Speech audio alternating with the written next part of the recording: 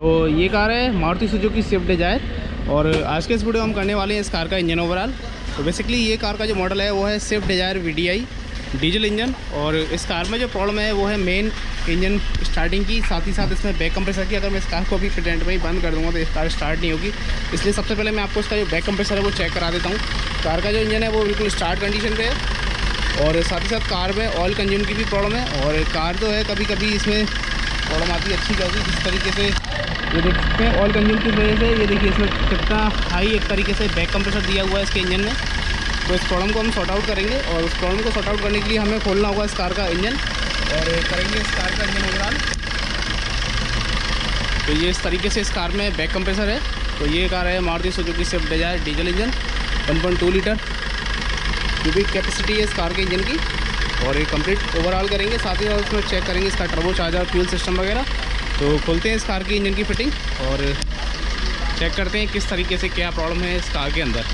और इसके साथ ही साथ हम यहाँ पर ये कार है ऑडी A4, इसका कर रहे हैं हम front wheel suspension overall. Suspension में जो भी पार्ट्स होते हैं जैसे कि लाइक सस्पेंशन लिंक रॉड्स, इसमें बुस्केट, ब्रेक डिस्क, टर्निंग वगैरह, ब्रेक पैड वगैरह, वो सारे कुछ हम इस कार में करने वाले हैं।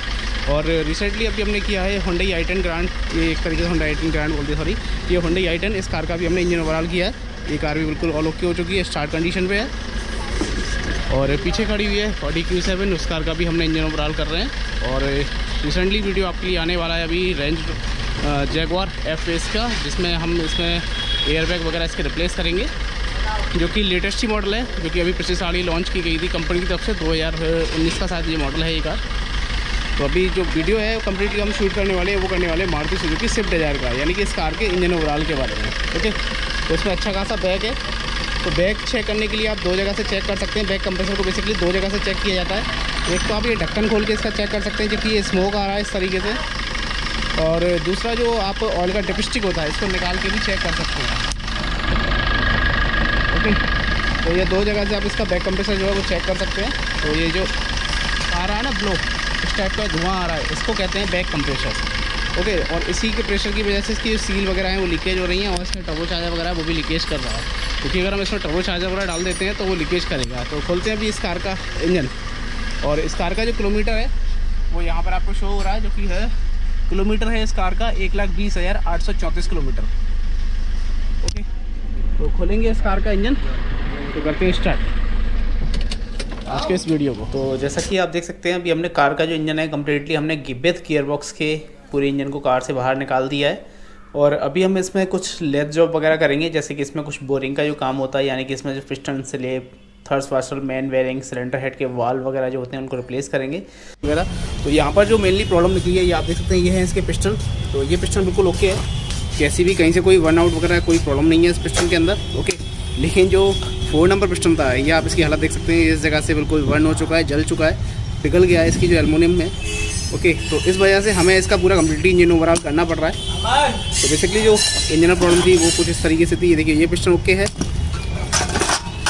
ये पिस्टन बिल्कुल ओके है, बट एक जो पिस्टन है इसका 4 नंबर का ये ख़राब है। तो इस कंडीशन में, इस सिचुएशन में हम कर रहे हैं इस कार का इंजन ओवरऑल। तो अभी हमने यहाँ पर ये सारे आइटम रिप्लेस करने के बाद ये आ गया है कार का इंजन। और यहाँ पर ये है इसका सिलेंडर ब्लॉक, ये है इसकी क्रैंकशाफ्ट, ये इसकी मेन सील हमने यहाँ पर फिटिंग की हुई है, ये इसकी कैमशाफ्ट और ये इसका क्रैंक केस कवर। तो करते हैं इस इंजन में सबसे पहले फिटिंग इसके ये मेन बेयरिंग, जो कि हमने ऑलरेडी फिटिंग कर दी है। ये इसके ऑयल जेट जो कि पिस्टन को लुब्रिकेंट करने का काम करते हैं। ये इसका सिलेंडर ब्लॉक जो कि हमने ऑलरेडी पहले क्लीन वगैरह करके और लेथ जॉब वगैरह सब कुछ कंप्लीट करा के लिया हुआ है। यहाँ पर इसके अंदर जो पिस्टन की स्लिप वगैरह हैं सब कुछ ऑलरेडी फिटिंग है। ये इसकी क्रैंकशाफ्ट है जो कि हमने पॉलिश करा के ली हुई है। तो सबसे पहले आपको स्टेप क्रैंकशाफ्ट को फिटिंग करना है कुछ इस तरीके से, ऑयल सील को लगा करके। आप इस तरीके से इसकी ऑयल सील लगा करके इसको लुब्रिकेंट करके इसकी क्रैंकशाफ्ट को फिटिंग कर सकते हैं। तो यहाँ पर ये हमने इसकी क्रैंकशाफ्ट फिटिंग कर दी है, इसके ऊपर अब हम करेंगे लुब्रिकेंट। तो यहाँ पर हम यूज़ कर रहे हैं 5-30 इंजन ऑयल इसको लुब्रिकेंट करने के लिए। ये हमने इसको लुब्रिकेंट किया और इसको थोड़ा सा रोटेट करेंगे। इस तरीके से आपको चेक कर लेना है, क्रैंकशाफ्ट बिल्कुल फ्री होनी चाहिए, कोई कचरा वगैरह कुछ नहीं होना चाहिए। बाकी का इसके क्रैंकेस कवर पर हम लगाएंगे सिलिकॉन ट्यूब।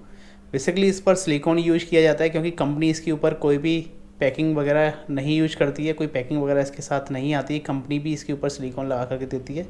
तो ऑलरेडी अभी हमने यहाँ पे इसके मेन बेरिंग जो है लगा दिए हैं, लुब्रिकेंट कर दिया है, सिलिकॉन लगा दिया है। इसके क्रैंकेस कवर को इस तरीके से आपको इजीली रख देना है बड़े ही हिसाब से। ध्यान रहे जो सिलिकॉन है वो क्रैंक पर कहीं भी टच ना हो। और ये हैं इसके क्रैंकेस के कुछ बोल्ट। तो टोटल आपको ये 10 बोल्ट लगाने होते हैं जो कि 14 mm के होते हैं।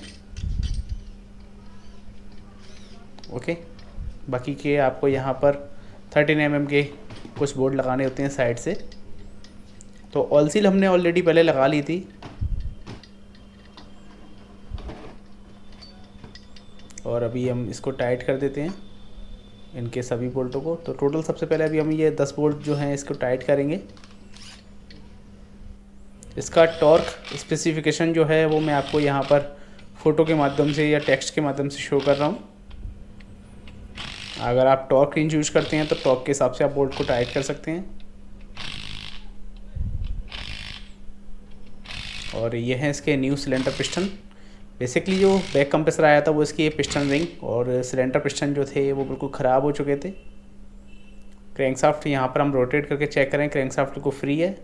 तो हमेशा इंजन बांधते टाइम आपको ध्यान में रखना है क्रैंकशाफ्ट बिल्कुल फ्री होनी चाहिए, चाहे वो किसी भी कार का इंजन हो, पेट्रोल हो या डीजल हो। क्रैंकशाफ्ट जितनी स्मूथ होगी, जितनी फ्री होगी, इंजन उतना ही लॉन्ग टाइम चलेगा। तो हमने क्रैंकशाफ्ट को अच्छे से फिट कर दिया। अब बारी आती है इसके ऊपर पिस्टन रिंग फिटिंग करने की। तो इस साइड आप देख सकते हैं हमने इसके सिलेंडर ब्लॉक को फेस करके लिया हुआ है, यानी कि लेथ पे हमने इसको फेस कराया था क्योंकि ऑलरेडी ओवर हीट हो चुकी थी, जिसकी वजह से इसकी पुरानी पिस्टन रिंग थी वो काफ़ी गैप आ गया था पिस्टन के अंदर और बोर के अंदर। तो ये है इसके न्यू पिस्टन रिंग, जो कि मैं आपको एक बार गैप चेक करा देता हूँ। और ये है इसका न्यू पिस्टन। तो आपको ये इस तरीके से लगा करके इसका जो गैप है वो चेक कर लेना है। ये देखिए, तो गैप जितना मिनिमम रहेगा इंजन उतना ही लॉन्ग लास्टिंग चलेगा।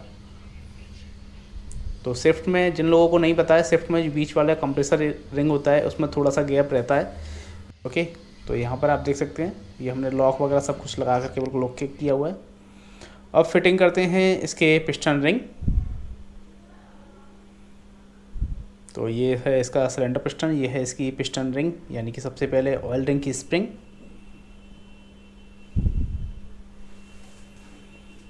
कैमरे को लेते हैं साइड में जिससे कि आपको प्रॉपरली विजिबल हो। तो ऑयल रिंग की स्प्रिंग हमने इस जगह लगा दी है, जो कि हमें सबसे पिस्टन के नीचे वाले कट पे लगानी होती है। उसके ऊपर एक कंपनी से कलर कोड आता है, जो कि कलर कोड आपको ऑयल रिंग से मैच करना होता है कुछ इस तरीके से, जो कि हमने ये मैच कर दिया है। और पिस्टन रिंग को एवरी टाइम आपको घुमा करके चेक करना है, बिल्कुल फ्री होनी चाहिए। ये इसकी सेकंड रिंग जिसमें बोर के अंदर हल्का सा गैप रहता है, तो ये भी आपको लगा देनी है। इसके ऊपर भी आपको मेन चीज़ है जो चेक करना है, वो इसके ऊपर लिखा होता है कंपनी की ब्रांडिंग और टॉप, उसको आपको पिस्टन के ऊपर की साइड में रखना होता है। तो ये रिंग भी एकदम इजीली लग गई है, बिल्कुल फ्री है। और सबसे ऊपर टॉप रिंग, बेसिकली आप इसको फर्स्ट कंप्रेसर रिंग भी बोल सकते हैं और आप इसे टॉप रिंग भी बोल सकते हैं। मैं इसको टॉप रिंग बोलता हूँ। और अभी मैं आपको और प्रॉपरली थोड़ा सा नज़दीकी से चेक करा देता हूँ, मोबाइल से चेक करा करके। ये देखिए पिस्टन के जो कट वगैरह हैं, यो जितने भी इसके ब्रांडिंग है ये आपको चेक कर लेनी है। ये देखिए इस पर गॉड्स की ब्रांडिंग है, टॉप की ब्रांडिंग है। ये इस तरीके से आपको ऊपर की साइड रखनी है। स्प्रिंग पर जो कलर कोड दिया हुआ है वो कलर कोड इस तरीके से मैच करना चाहिए। बोर बिल्कुल क्लीन है, एकदम वॉश हो गए। तो ये इसके फिटिंग करते हैं अब पिस्टन, जो कि सिलेंडर ब्लॉक में फिटिंग किए जाएंगे। तो उससे पहले आपको इनको अच्छे से क्लीन कर लेना है। तो ऑलरेडी हमने अभी पिस्टन को धो लिया है पेट्रोल वगैरह से, और यहाँ पर अभी हम इसको अच्छे से फिटिंग करने वाले हैं। तो इसकी पिस्टन रिंग जो है वो सेट करने के लिए स्पेशली मैंने एक यूट्यूब पे वीडियो पोस्ट किया हुआ है, how to fitting a piston ring. आप जा कर के वो वीडियो चेकआउट कर सकते हैं, बहुत ही अच्छा वीडियो है, उस पर काफ़ी अच्छा रिस्पॉन्स मिला हुआ है आपका। और अप्रॉक्स करीब 4 लाख से व्यू ऊपर हैं उस पर, जो कि हमने पूरी डिटेल में समझाया पिस्टन रिंग किसी भी गाड़ी के किस तरीके से फिटिंग कर सकते हैं, चाहे वो कोई भी कार हो, वो पेट्रोल हो या डीजल हो या V6 हो या इनलाइन हो। आप इजीली उस एक वीडियो को देख करके समझ सकते हैं कि पिस्टन आपको किस तरीके से फिटिंग करनी है। और यहाँ पर अभी हम ये लुब्रिकेंट लगा करके इसके जो पिस्टन कैप हैं यानी कि कनेक्टिंग रॉड कैप हैं उनको फिटिंग कर रहे हैं। और इसी स्टेप से अभी मैं बाकी के पिस्टन भी फिटिंग करूँगा, सिलेंडर नंबर 4 और सिलेंडर नंबर 2 और 3। तो पीछे की साइड जो अभी हमने सिलेंडर नंबर 4 फिटिंग किया है उसका जो कैप है वो आपको लुब्रिकेंट लगा करके यानी कि इंजन ऑयल लगा करके आपको इस तरीके से फिटिंग करना होता है। आपको मैच करना है, कैप बिल्कुल परफेक्टली प्रॉपर बैठना चाहिए, जैसे कि इस साइड में है यहाँ पर, ये देखिए क्रैंक से बिल्कुल टच हो चुका है। अब यहाँ पर अभी हमने देखिए एरो वाला जो मार्क है इसको लिया हुआ ऊपर की साइड, और 4th नंबर का जो पिस्टन है इसका भी हमने जो एरो है वो भी लिया हुआ है ना ऊपर की साइड, यानी कि सिलेंडर नंबर 1 जो है इसका वो आपको जो एरो है पिस्टन के ऊपर वो आपको टाइमिंग चेन की साइड रखना होता है। किसी किसी गाड़ी में ये एरो आपको फ्राइवल की साइड में रखना होता है। पिस्टन फिटिंग करने से पहले आपको ये 2-3 जगह पर लुब्रिकेंट करना होता है, गजन पेन, पिस्टन रिंग और बिगिन बेरिंग। तो इस तरीके से अच्छे से आप लुब्रिकेंट कर लें। साथ ही साथ पिस्टन ठोकने से पहले आपको ये जितनी भी रिंगें हैं इनको अच्छे से घुमा करके चेक कर लें, कोई भी रिंग टाइट नहीं होनी चाहिए। पिस्टन के जो लॉक हैं उनको बारीकी से चेक कर लें। और ये देखिए पिस्टन रिंग ठोकने का तरीका। ऑयल रिंग का कट आपको जिस साइड ऑयल जेट है उस साइड आपको कभी भी नहीं रखना है, क्योंकि उस साइड में ऑयल का प्रेशर ज़्यादा रहता है, गाड़ी आपकी ऑयल को कंज्यूम कर सकती है अगर आप उस साइड में ऑयल रिंग का कट रखेंगे तो जिस तरीके से मैंने इसमें कट रखा हुआ है उसी तरीके से आप अगर इसका कट रखें तो वो ज़्यादा बेटर है।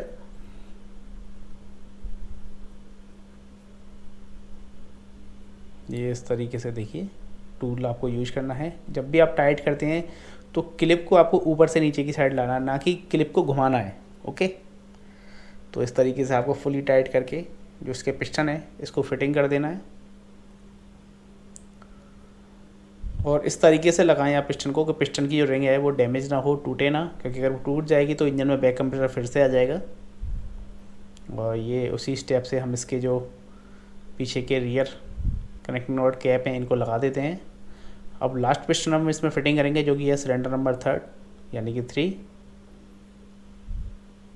तो ये 3rd नंबर पिस्टन है, इसको भी हमने अच्छे से क्लीन कर लिया है ऑलरेडी पहले, और इसको भी लुब्रिकेंट करेंगे और लुब्रिकेंट करने के बाद इसको भी फिटिंग करेंगे प्रॉपर।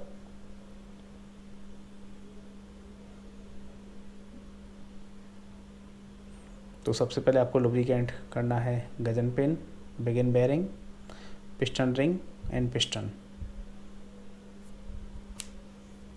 ओके, आपको रिंगें चेक करनी है घुमा करके, सारे लॉक चेक कर लेने हैं कनेक्टिंग रॉड के, रिंगें बिल्कुल फ्री होनी चाहिए, रिंगें आपको सेट कर लेनी है अच्छे से। एक बार और लुब्रिकेंट करेंगे, बोर में भी लुब्रिकेंट किया। इस तरीके से आपको जो पिस्टन है इजीली चेक कर लेना है, फ्री होना चाहिए। रिंगें आप अपने हिसाब से जिस तरीके से आपको सेट करनी होती है उस तरीके से आपको सेट करनी होंगी।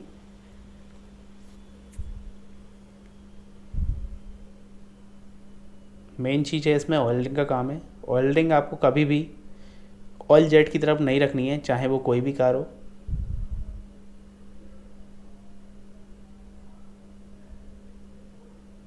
ये इस तरीके से हमने रिंग क्लिप को लगाया।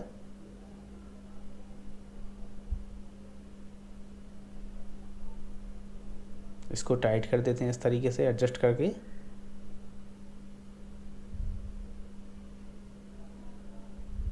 अब आपको पिस्टन को अंदर पुश करना है हैमर से, और ये इजीली इस तरीके से आप इसके इंजन के पिस्टन को फिटिंग कर सकते हैं। पीछे जो लास्ट में कैप है इस कैप को भी लगा देते हैं।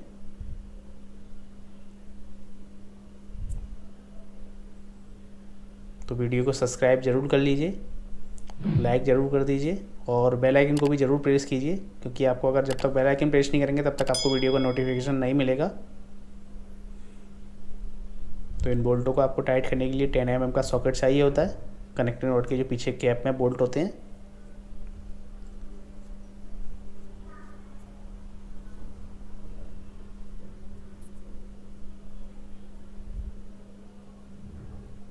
तो ये इस तरीके से अभी हमने इसके जो बोल्ट है उनको मिला दिया है। अब हम इंजन को पलट करके एक बार रोटेट करके चेक करेंगे। इंजन बिल्कुल फ्री होना चाहिए, स्मूथ होना चाहिए, और जो पिस्टन है वो अपना काम प्रॉपर कर रहे हैं नहीं कर रहे हैं कंप्रेसर का, वो भी चेक करेंगे। लेकिन उससे पहले हम इसके कुछ बोल्ट हैं बेसिकली, जैसे कि इसके मेन बेरिंग के बोल्ट और बिगिन बेरिंग के बोल्ट, इनको प्रॉपर टाइट करेंगे।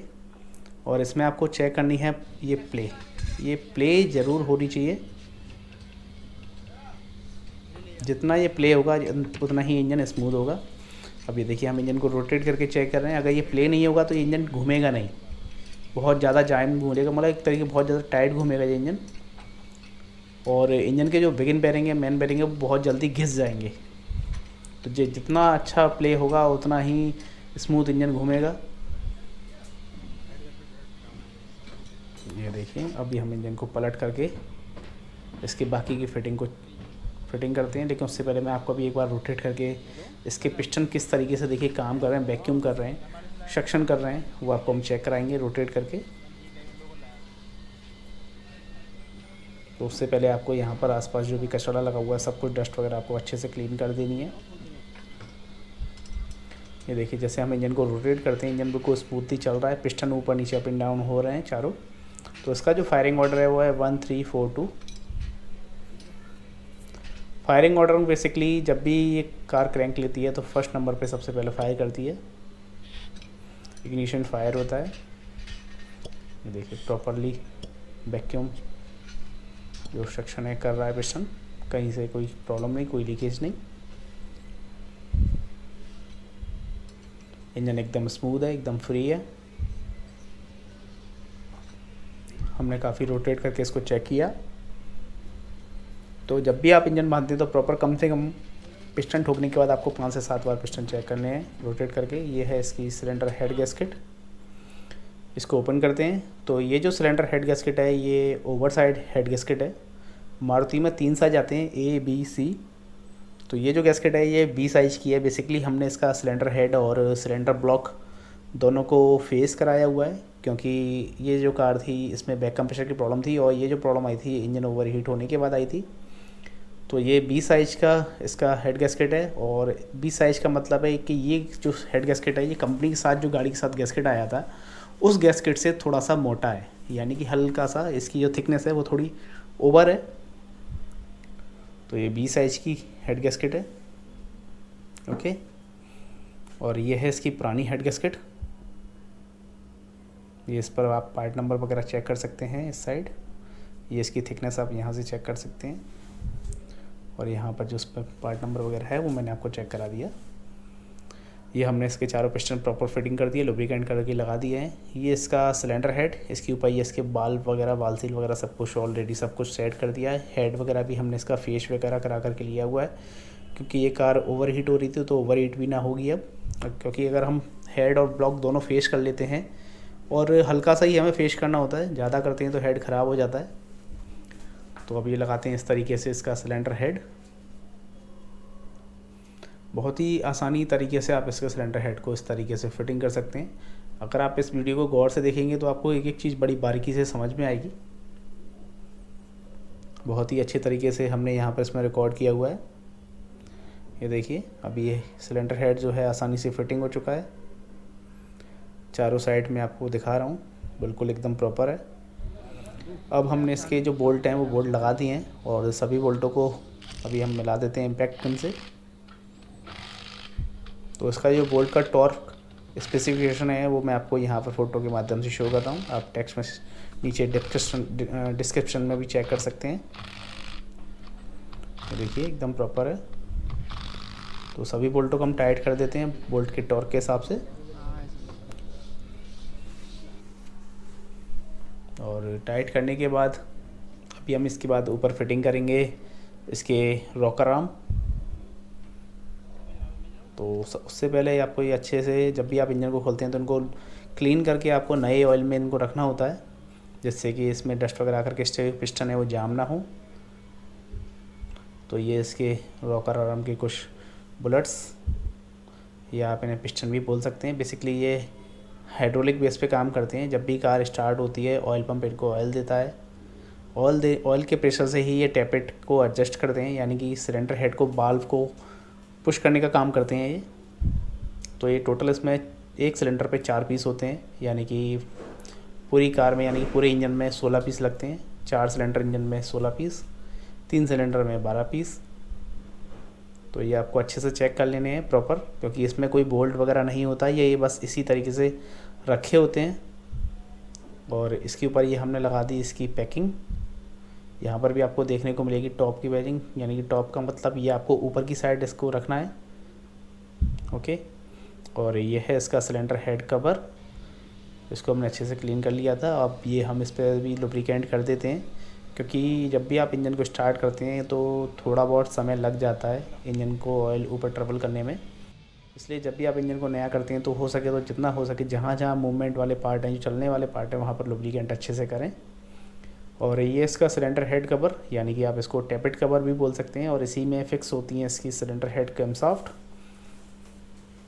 और ये इसके कुछ बोल्ट जो कि हमने ऑलरेडी पहले ही धो के रखे हुए हैं, साफ़ करके क्लीन। इंजेक्टर के बोल्ट को रखा हमने साइड में, लगा देते हैं इन सभी बोल्टों को। तो यहाँ पर आपको जो थ्रेड होती है वो होती है 11 mm की, और जो बोल्ट की पैल है वो है 10 mm की। तो यहाँ पर जो चूड़ियाँ हैं बोल्ट की वो 11 नंबर की हैं, जो बोल्ट के पैल हैं वो इसमें 10 नंबर के हैं। ओके, तो अभी हम ये सभी बोल्टों को लगा देते हैं। तो यहाँ पर एक बोल्ट डिफरेंट होता है जो कि सबसे बड़ा होता है, वो आपको वैक्यूम पंप और हाई प्रेशर पंप के बीच में लगाना होता है। इन सभी बोल्टों को भी इनके टॉर्क स्पेसिफिकेशन के हिसाब से टाइट कर देते हैं।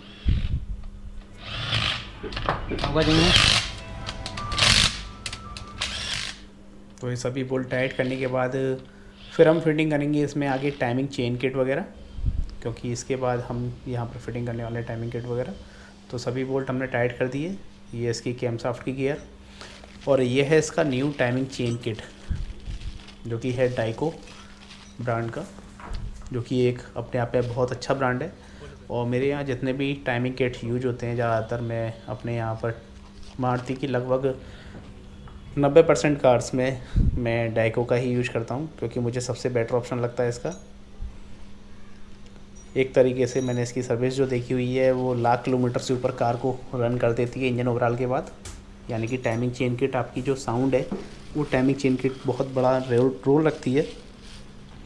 तो मैंने जितने भी इंजन ओवरऑल किए हैं लगभग मैंने सभी में डाइको की टाइमिंग चेन किट डाली, और काफ़ी टाइम तक देखा मैंने, एक गाड़ी देखा 1-1 लाख किलोमीटर चली, लेकिन अभी तक इंजन की जो साउंड है प्रॉपर है, एज इट इज नई कार की तरह।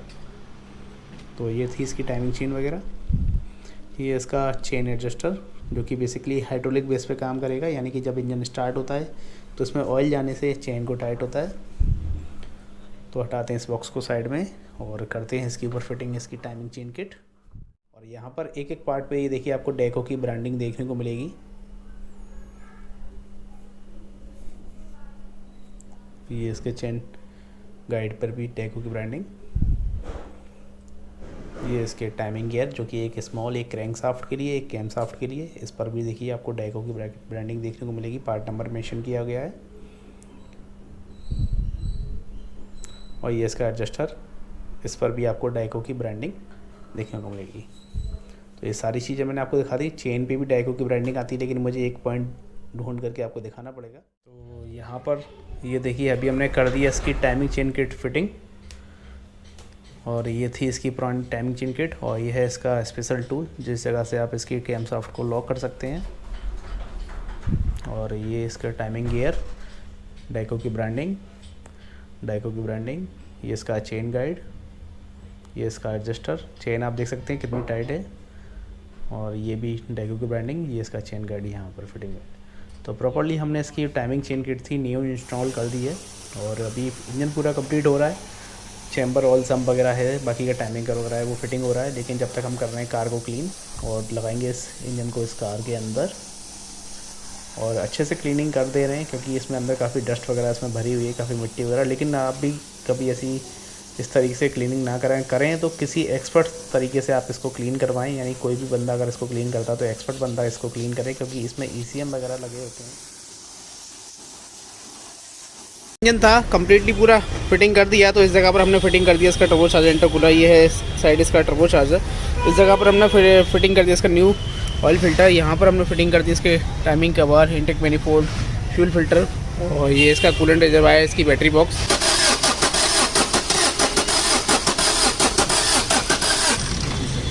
कार स्टार्ट, बंद कर। कर स्टार्ट।